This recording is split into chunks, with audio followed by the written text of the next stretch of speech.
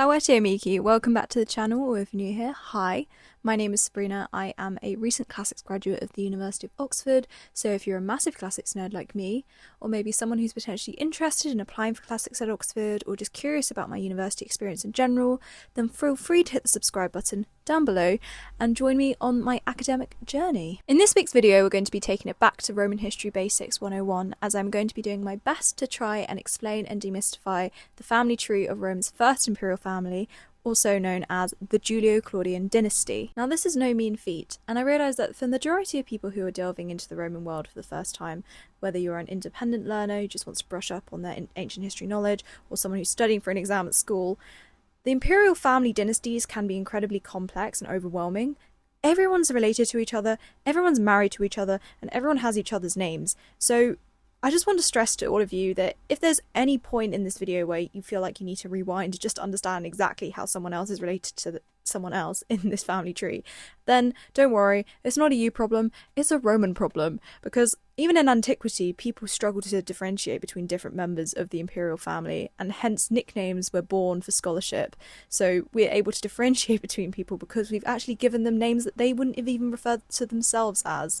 So just keep that in mind. If you feel overwhelmed at any point, that's okay. And hopefully by the end of this video, someone asks you, oh, who is Antonia Minor? You will be able to say, ah, I know who Antonia Minor is, and here is how she's different from Antonia Maior. Now, for this video, I have come up with my own physical family tree for the Julio-Claudian dynasty, which includes different coloured post-it notes and different coloured strings that you may notice have different meanings. I should also preface and say that this physical family tree was very much inspired by the Wikipedia one that I found online, which I believe was created by the user Alfox. So if you want to see an actual digital version of this family tree, I will link it down in my bio below.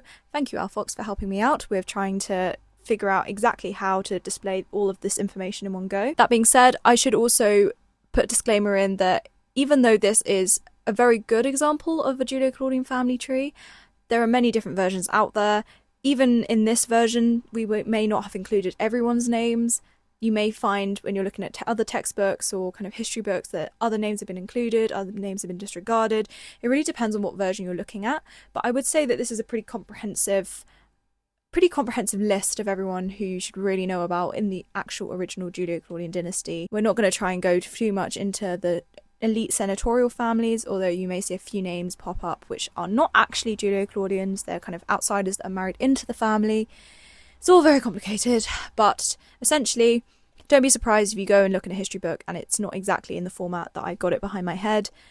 I just thought this one made a lot of sense because it includes the main major players, their husbands and wives, and their children. Anyway, let's just explain how the key is going to work. So, blue line up here.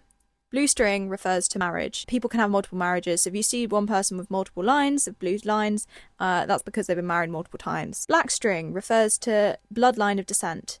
Bloodline of descent means children. So, for example, these two have had these two children. Kind of self-explanatory. Red string is the interesting one. Red string refers to adoption. Believe it or not, despite all of the emphasis on blood dynasties and family lines being preserved, every single Julio-Claudian emperor is in fact adopted by his predecessor. There is no direct line of descent via blood, as in father and son by birth, in the Julio-Claudian dynasty, which is kind of crazy if you think about it. If anyone was confused as to why there were only 2 people who had been adopted, that is because I have not actually included the emperor adoptions beyond Tiberius. So with that all explained, without further ado, let's get into the Julio-Claudian family dynasty tree. Now we're going to start at the very beginning, which is a very good place to start, and we're going to start up here with Gaius Julius Caesar Sr., who is in fact Julius Caesar's dad.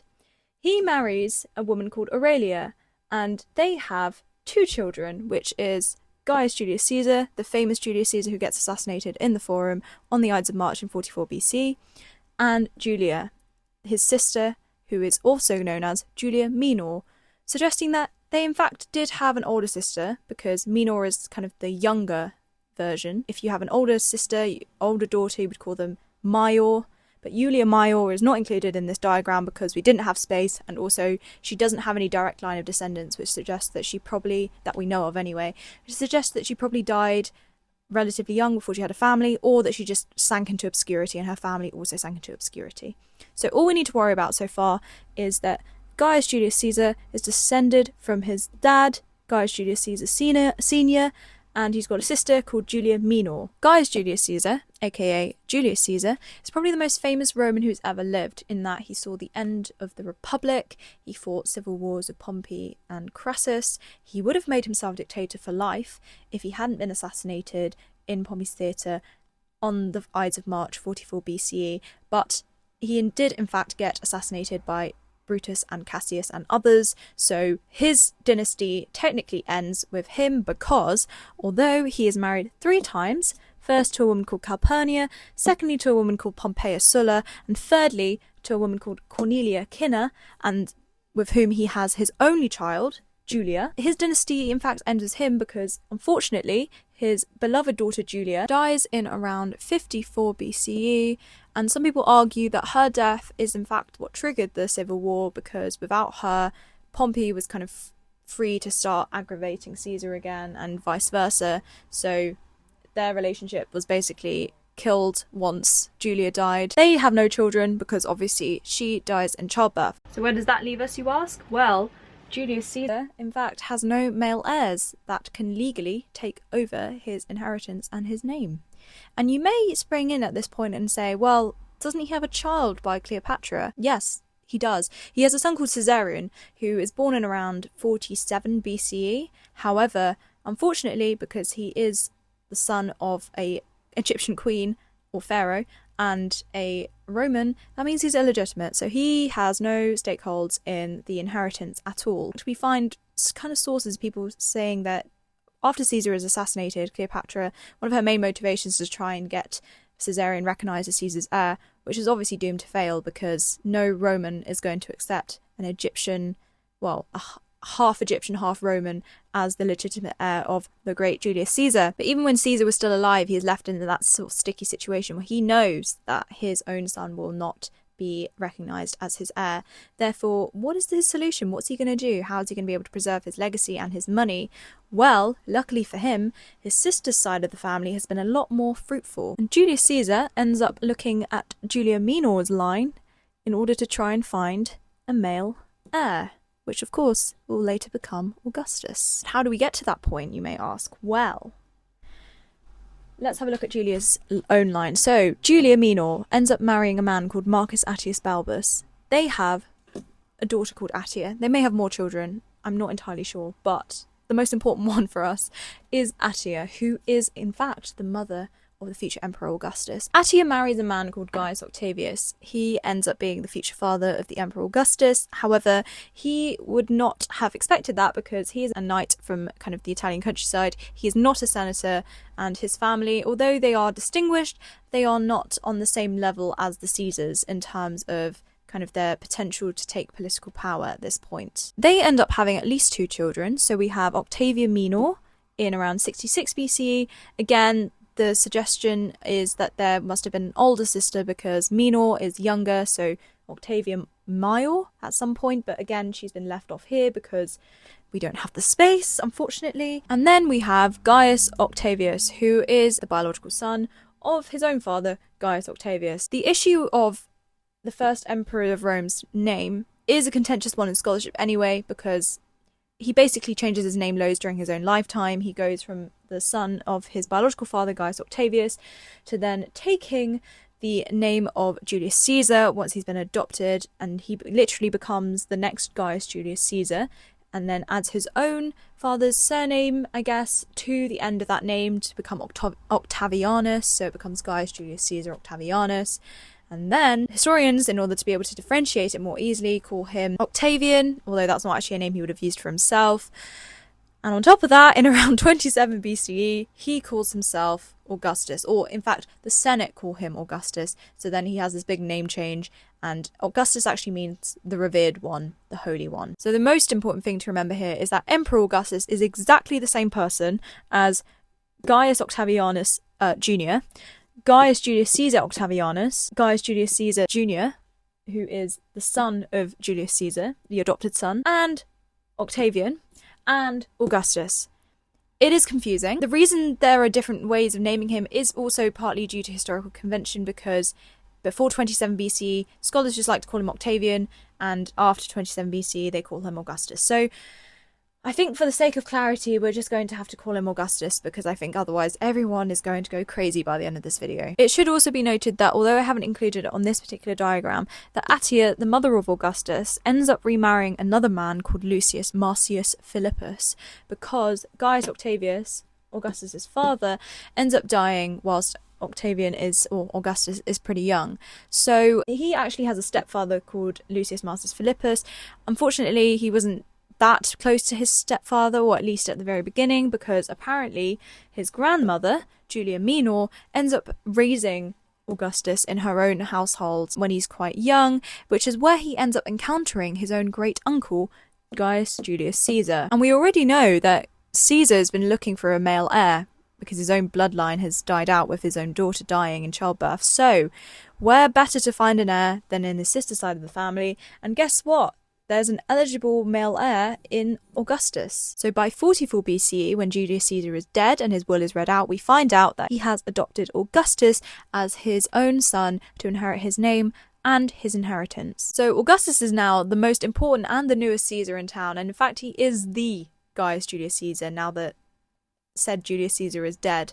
And this is all whilst he is 18 years old. He really comes into power at a very, very young age, and that's part of what makes him such a remarkable individual in history. With this new status confirmed, this new amount of money, he is keen to make political alliances. 2 years later, he actually gets married for the first time, and I haven't included it on here because, again, too many marriages to count, but he does marry the stepdaughter of Mark Antony. What I mean to say is the stepdaughter of Mark Antony and the daughter of Fulvia, and they get married in around 42 BCE, but only 2 years later they're already divorced because Octavian/Augustus is ready to make his next political alliance move through marriage, and he ends up marrying a woman called Scribonia. Now, Scribonia is the only woman that Augustus will have a living child with. He ends up having a daughter called Julia the Elder, who is not to be confused with Julia Minor, who is his grandmother, or his own granddaughter called Julia the Younger.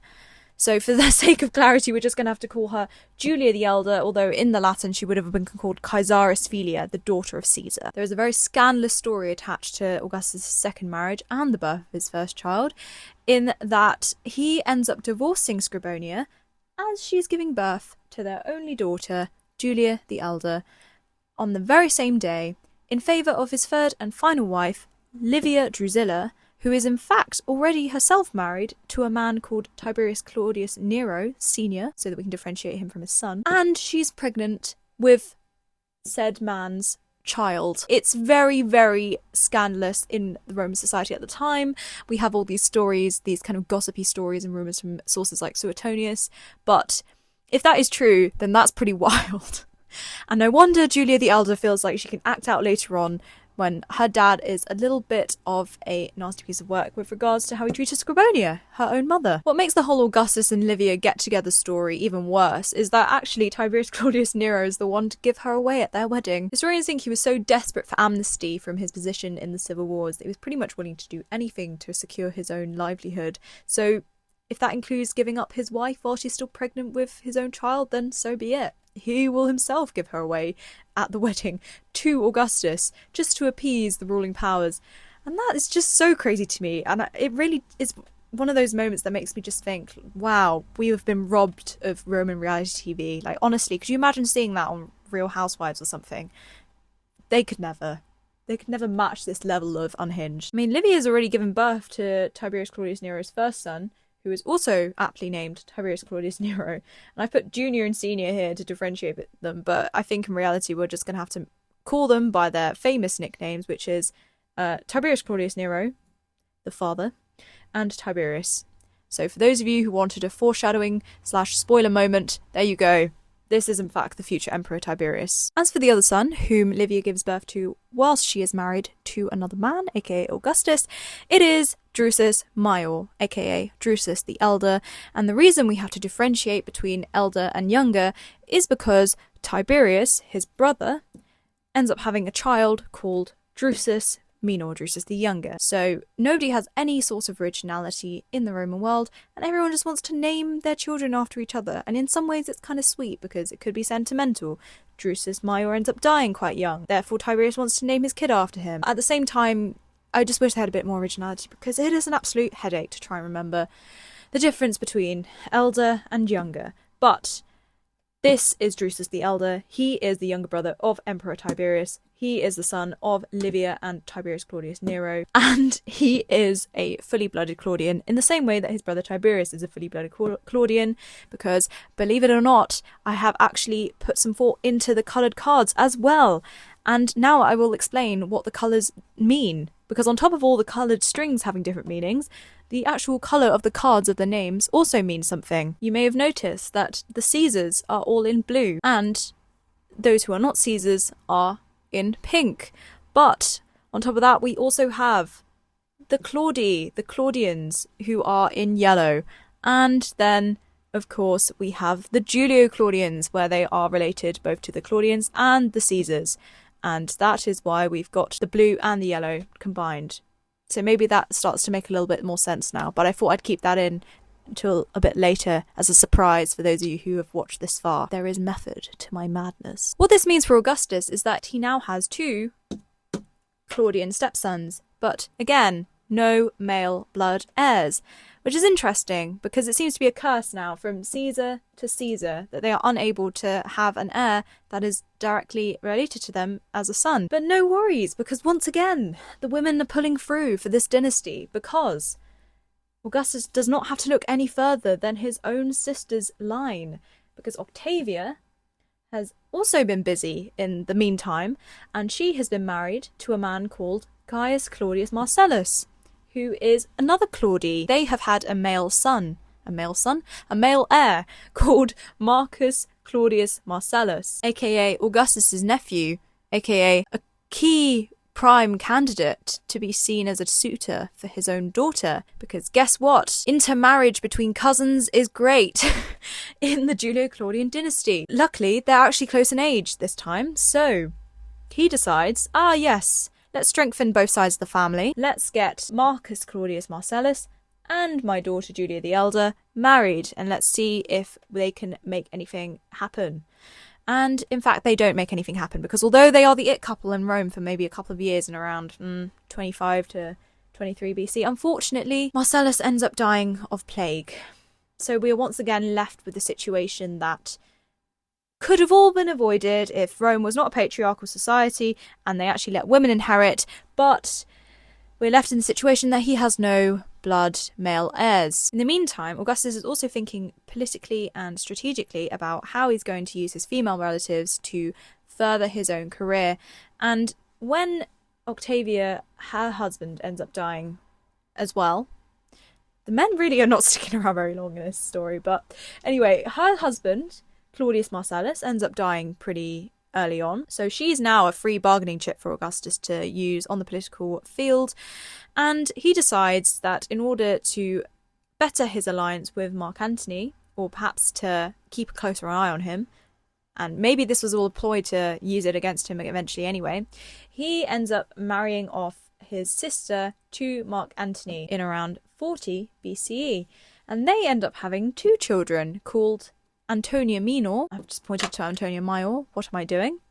Antonia Minor and Antonia Maior. Mark Antony is in fact now part of this dynasty, and you may not have realised that at the very beginning, but his children will become increasingly important as the Julio-Claudian dynasty progresses, and by the time you reach around Claudius and Nero, more emperors will have been related to Mark Antony than Augustus directly, which is kind of crazy to think about. But again, no sons. So luckily for Augustus, he actually does not have to adopt his nephew who's been sired by Mark Antony, but that nevertheless leaves him in a sticky position where he now still doesn't have any male heirs. However, he still has a daughter who is of marriageable age, and he decides to look around for a suitable candidate who could potentially marry his daughter and finally give him a male heir as a grandson. And he looks no further than, this time, his best friend, his right-hand man, Marcus Vipsanius Agrippa. Yes, the same Agrippa who is running all his naval fleets, who in fact has been his friend since boyhood. Yes, that very same Agrippa, he's going to marry off to his own daughter. I mean, at least it's not direct, keeping it in the family this time. However, I think marrying your best friend off to your child is pretty strange. At least that's my opinion. The Romans, the Julio-Claudians do it differently, clearly. Agrippa himself has already been married, and he has a daughter called Vipsania Agrippa, who, coincidentally, is also of marriageable age. And Augustus or Livia, we're not really sure who, but could be both, could be Livia, decides that the daughter of marriageable age by Marcus Agrippa, she needs to be married off to someone who's close in the family too, so there aren't too many challenging dynasties springing up out of this greater Julio-Claudian dynasty. And luckily, she knows, or they know, exactly the right candidate, and it is, of course, Tiberius, because Tiberius is also of marriageable age. In this very strange rearrangement of relations, Augustus has married his best friend off to his daughter. His best friend has then married his daughter off to Augustus's stepson, so that Tiberius is now married to Vipsania Agrippina. They have a son called Drusus Minor after Drusus Major dies, Drusus the Younger, and everyone's kind of related, but also not. It's sort of weird. But what isn't strange about the Julio-Claudian dynasty? Like I said, I warned you, everyone's related to everyone, everyone's married to everyone, and everyone's got the same name. And despite all the odds, as what we might think from our modern point of view, and we kind of project back our own views onto the past, this is a warning against that perhaps, because the marriage of Marcus Vipsanius Agrippa to Julia the Elder, the daughter of Augustus, ends up being a very happy one. And they end up having 5 children, which is very good for Augustus because it now means that he's got at least 2 male heirs. In fact, he's now got 3 potential male heirs via his female bloodline of his daughter, who are all his grandsons, but he only wants to adopt 2 of them. And I realise, stupidly, that for some reason I have not included the red thread all the way down to Lucius Caesar and Gaius Caesar, but just imagine that there is a red thread running all the way up here, because these 2 are adopted as the sons of Augustus, and they are both his grandsons and his sons. Again, a bit of a strange thing to get used to, but the Roman adoption system is interesting and works in ways that would probably bamboozle the modern mind. I mean, I think it's even hinted at some point that Augustus is going to adopt Agrippa, his best friend, as his own son as well, during a moment of crisis, although I'm not sure whether that actually happened or if that was just a threat that was going to happen. I mean, I guess it's not that far off from him being his own son-in-law anyway, so swings and roundabouts. Going back to the 5 children that Agrippa and Julia the Elder have, they have Gaius Caesar, Lucius Caesar, Agrippina Major, so Agrippina the Elder, Julia the Younger, Julia Minor, and Agrippa Posthumus, who is born after Agrippa dies, hence the name posthumous, meaning post-death, so after Agrippa has been buried, which is always fun, and definitely won't have an effect on Agrippa Posthumus in the future. I think it's interesting from a psychological point of view to think about how trauma actually will play out in this family tree. Because I know obviously there's a lot of people that say you shouldn't think about the past via modern points of view. It's just backward projection. We have no way of seeing how the ancient people would have thought about things in similar ways to us. And there's a good point to be made there, but I also do think that certain things like, inherited trauma, I think could be an interesting lens through which to view this family tree, especially since everyone is so intensely linked via so many different ways. And there is so much pressure on this family line to succeed, which ends up disintegrating into chaos, but when everyone keeps dying or being killed off. Like I said, a very fruitful marriage. 5 children. It seems to be happy all around.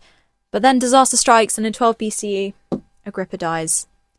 What is Augustus going to do? There's already rumours about his elder daughter, or his only daughter, running around and causing a bit of political chaos in Rome. So he is keen to marry her off, and where better to look than within his own stepchildren? And he decides he's going to marry Tiberius Claudius Nero, Tiberius, off to his daughter, so that the step siblings are now married to keep it all nice and tight within the family. He forces Tiberius to divorce Vipsania Agrippina, who is his very dear beloved wife. Tiberius hates his stepsister Julia. They do not get on at all. He in fact goes into self-imposed voluntary exile rather than be in Rome with Julia, which I think really says it all. And he's very upset with Augustus about the fact that he made him divorce his beloved wife, the daughter of Agrippa, with whom he has this son, Drusus. Augustus is adamant he needs it for the sake of the stability of the family. He needs Julia the Elder to be married off. But with Tiberius in exile and Julia kind of free to do what she wants in Rome, rumours start going around that Julia is crazy and very adulterous and completely undermining her father's authority.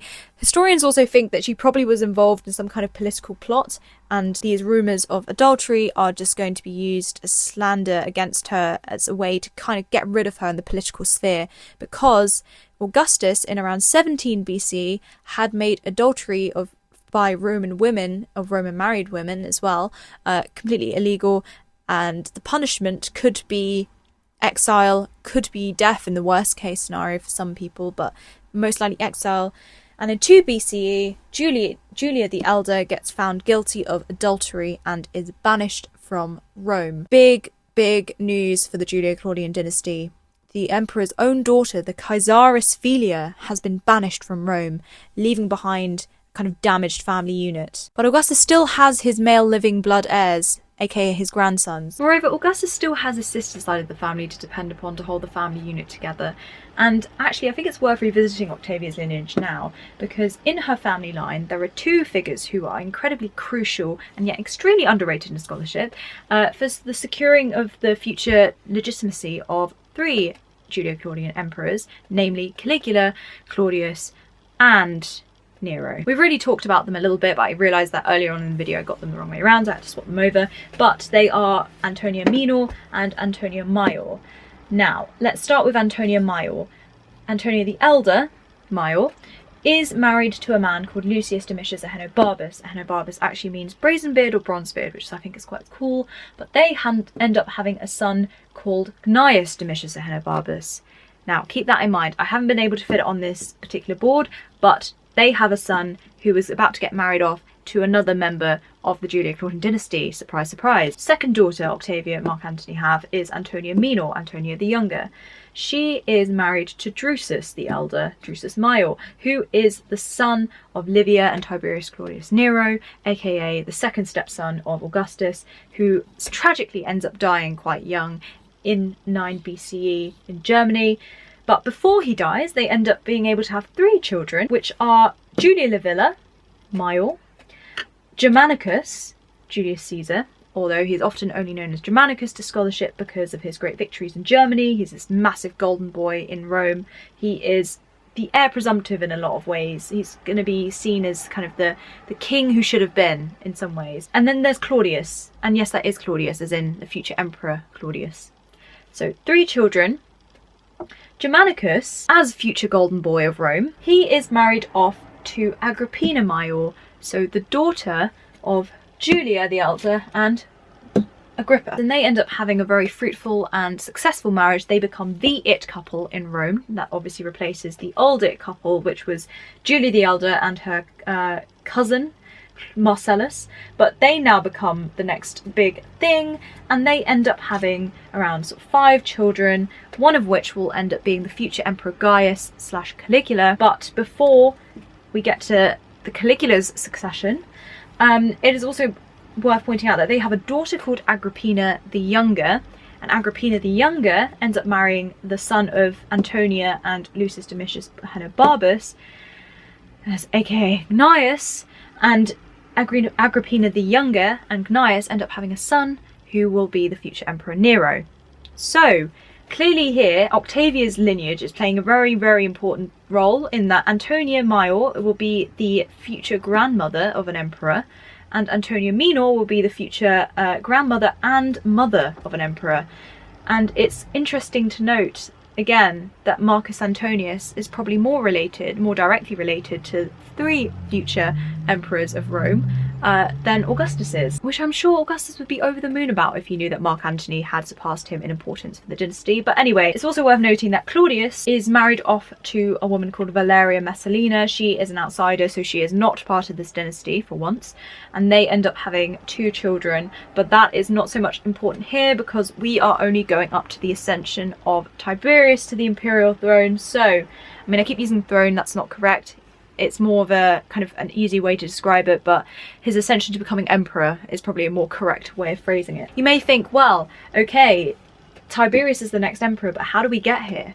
Because Augustus still has two sons who should have succeeded him. He has Gaius and he has Lucius, so why is Tiberius the next emperor? Good question. We're about to delve into that right now. Gaius is the first in line to the imperial throne because he is the eldest son of Julia. So Lucius will be second in line. However, in 2 AD, Lucius ends up dying, so that leaves only one legitimate blood heir to Augustus, for whom he has adopted. So Gaius is kind of the one great hope that's left.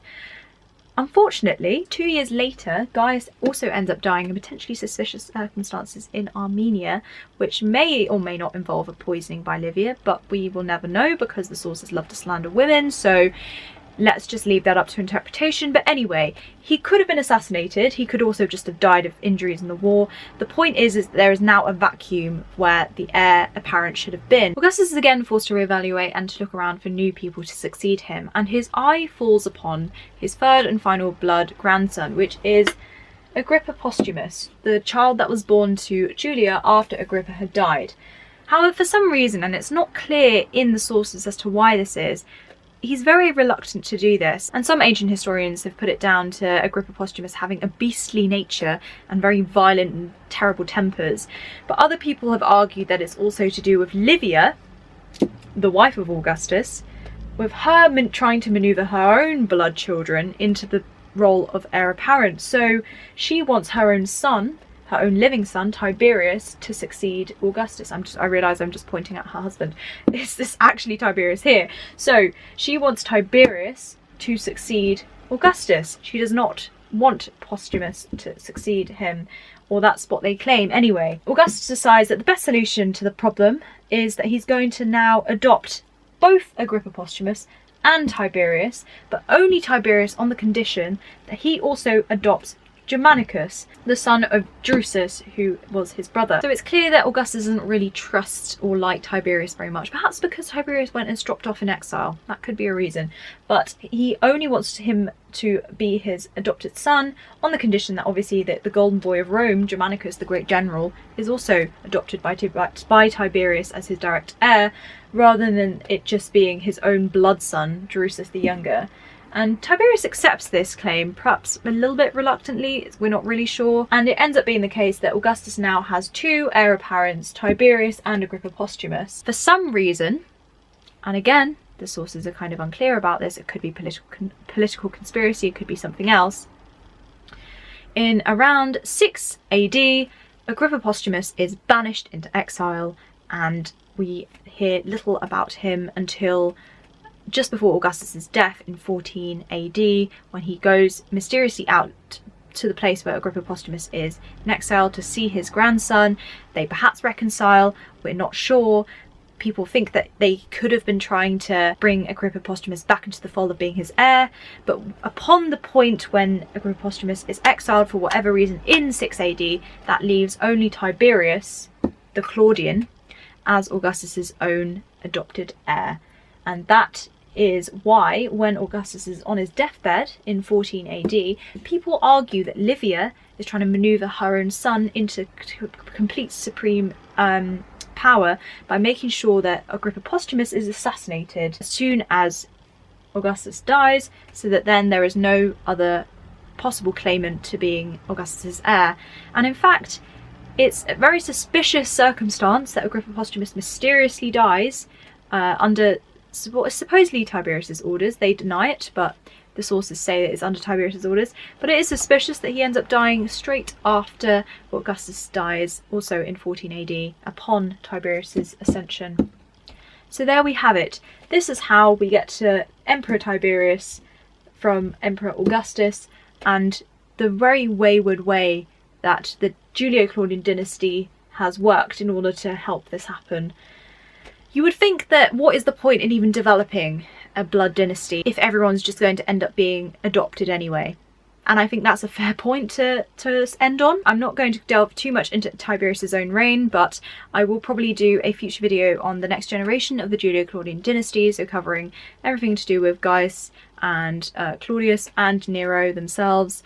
But If this video was helpful, then please hit the like button, let me know in the comments down below, and hit the subscribe button if you want to see more videos like this. Thank you so much everyone for watching. I hope it wasn't entirely just a great big ramble and that you actually were able to get some help out of this, and hopefully now you can answer who Antonio Minor is next time your teacher asks you, or someone at a dinner party wants to know.